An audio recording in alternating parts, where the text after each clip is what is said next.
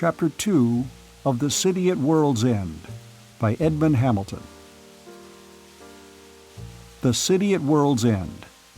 Chapter 2 The Incredible.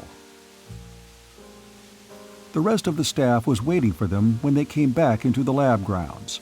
A dozen men, ranging in age from Creasy to Old Bites, were standing shivering in the chill red sunlight in front of the building.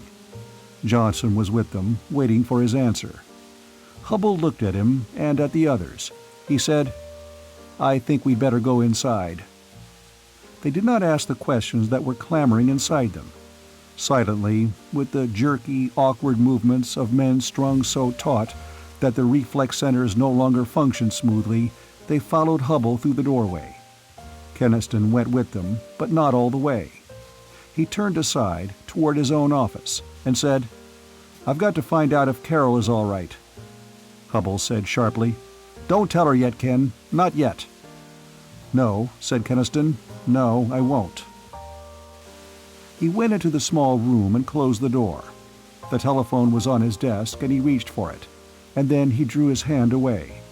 The fear had altered now into a kind of numbness, as though it were too large to be contained within a human body, and had ebbed away, carrying with it all the substances of strength and will as water carries sand.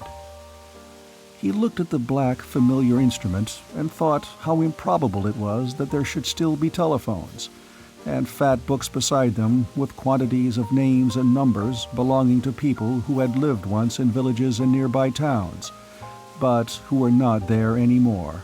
Not since... how long? An hour or so, if you figured it one way. If you figured it another. He sat down in the chair behind the desk. He had done a lot of hard work sitting in that chair, and now all that work had ceased to matter. Quite a lot of things had ceased to matter. Plans and ideas, and where you were going to on your honeymoon, and exactly where you wanted to live, and in what kind of house. Florida and California and New York were words as meaningless as yesterday and tomorrow. They were gone, the times and the places, and there wasn't anything left of them but Carol herself, and maybe even Carol wasn't left. Maybe she'd been out with her aunt for a little drive in the country, and if she wasn't in Middletown when it happened, she's gone, gone, gone. He took the phone in both hands and set a number over and over into it. The operator was quite patient with him. Everybody in Middletown seemed to be calling someone else, and over the roar and click of the exchange and the ghostly confusion of voices, he heard the pounding of his own blood in his ears, and he thought that he did not have any right to want Carol to be there, and he ought to be praying that she had gone somewhere, because why would he want anybody he loved to have to face what was ahead of them? And what was ahead of them? How could you guess which one, out of all the shadowy, formless horrors that might be? "Ken," said a voice in his ear. "Ken, is that you? Hello?" "Carol," he said. The room turned misty around him, and there was nothing anywhere but that voice on the line. "I've been trying and trying to get you, Ken. What on earth happened? The whole town is excited. I saw a terrible flash of lightning, but there wasn't any storm. And then that quake. Are you all right?" "Sure, I'm fine." She wasn't really frightened yet. Anxious, upset, but not yet frightened. A flash of lightning and a quake. Alarming, yes, but not terrifying. Not the end of the world. He caught himself up hard. He said, "I don't know yet what it was." "Can you find out? Somebody must know." She did not guess, of course, that Keniston was an atomic physicist. He had not been allowed to tell that to anyone, not even his fiancée. To her, he was merely a research technician in an industrial laboratory, vaguely involved with test tubes and things. She had never questioned him very closely about his work, apparently content to leave all that up to him, and he had been grateful, because it had spared him the necessity of lying to her. Now he was even more grateful, because she would not dream that he might have special information. That way he could spare her a little longer, get himself in hand before he told her. "I'll do my best," he told her. "But until we're sure, I wish you and your aunt would stay in the house off the street. No, I don't think your bridge luncheon will come off anyway. And you can't tell what people will do when they're frightened. Promise? Yes, yes. I'll be over as soon as I can." He hung up, and as soon as that contact with Carol was broken, reality slipped away from him again. He looked around the office, and it became suddenly rather horrible, because it had no longer any meaning. He had an urgent wish to get out of it, yet when he rose he stood for some while with his hands on the edge of the desk, going over Hubbell's words in his mind, remembering how the sun had looked, and the stars, and the sad alien earth, knowing that it was all impossible, but unable to deny it. The long haul of time and a shattering force. He wanted desperately to run away, but there was no place to run to. Presently, he went down the corridor to Hubbell's office. They were all there, the 12 men of the staff and Johnson. Johnson had gone by himself into a corner. He had seen what lay out there beyond the town, and the others had not. He was trying to understand it, to understand the fact and the explanation of it he had just heard. It was not a pleasant thing to watch him try. Keniston glanced at the others. He had worked closely with these men. He had thought he knew them all so well, having seen them under stress, in the moments when their work succeeded and the others when it did not. Now he realized that they were all strangers, to him and to each other, alone and wary with their personal fears. Old Bites was saying, almost truculently, "Even if it were true, you can't say exactly how long a time has passed, not just from the stars." Hubbell said, "I'm not an astronomer, but anyone can figure it from the tables of known star motions and the change in the constellations. Not exactly, no, but as close as will ever matter." "But if the continuum were actually shattered, if this town has actually jumped millions of years—" Bite's voice trailed off. His mouth began to twitch, and he seemed suddenly bewildered by what he was saying, and he and all of them stood looking at Hubbell in a haunted silence. Hubbell shook his head. "You won't really believe until you see for yourselves. I don't blame you, but in the meantime, you'll have to accept my statement as a working hypothesis." Morrow cleared his throat and asked, "What about the people out there, the town? Are you going to tell them?" "They'll have to know at least part of it," Hubbell said. "It'll get colder, very much colder by night, and they'll have to be prepared for it. But there must not be any panic. The mayor and the chief of police are on their way here now, and we'll work it out with them." "Do they know yet themselves?" asked Keniston, and Hubbell said, "No." Johnson moved abruptly. He came up to Hubbell and said, "I don't get all this scientific talk about space and time. What I want to know is my boy safe?" Hubbell stared at him. "Your boy?" "He went out to Martinson's farm early to borrow a cultivator. It's 2 miles out North Road. What about him, Mr. Hubbell? Is he safe?" That was the secret agony that had been riding him, the one he had not voiced. Hubbell said gently, "I would say that you don't have to worry about him at all, Johnson." Johnson nodded, but still looked worried. He said, "Thanks, Mr. Hubbell. I'd better go back now. I left my wife in hysterics." A minute or two after he left, Keniston heard a siren scream outside. It swung into the lab yard and stopped. "That," said Hubbell, "would be the mayor." A small and infirm reed to lean upon, thought Keniston, at a time like this. There was nothing particularly wrong about Mayor Garris. He was no more bumbling, inefficient, or venal than the average mayor of any average small city. He liked banquets and oratory, he worried about the right necktie, and he was said to be a good husband and father. But Keniston could not somehow picture Bertram Garris shepherding his people safely across the end of the world.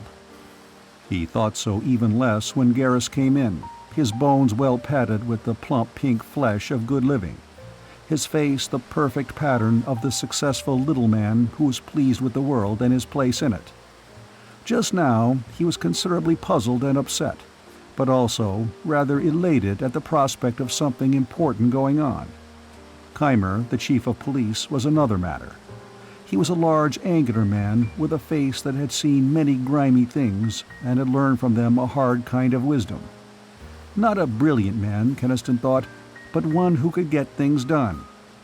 And he was worried, far more worried than the mayor. Garrus turned immediately to Hubble. It was obvious that he had a great respect for him and was proud to be on an equal footing with such an important person as one of the nation's top atomic scientists.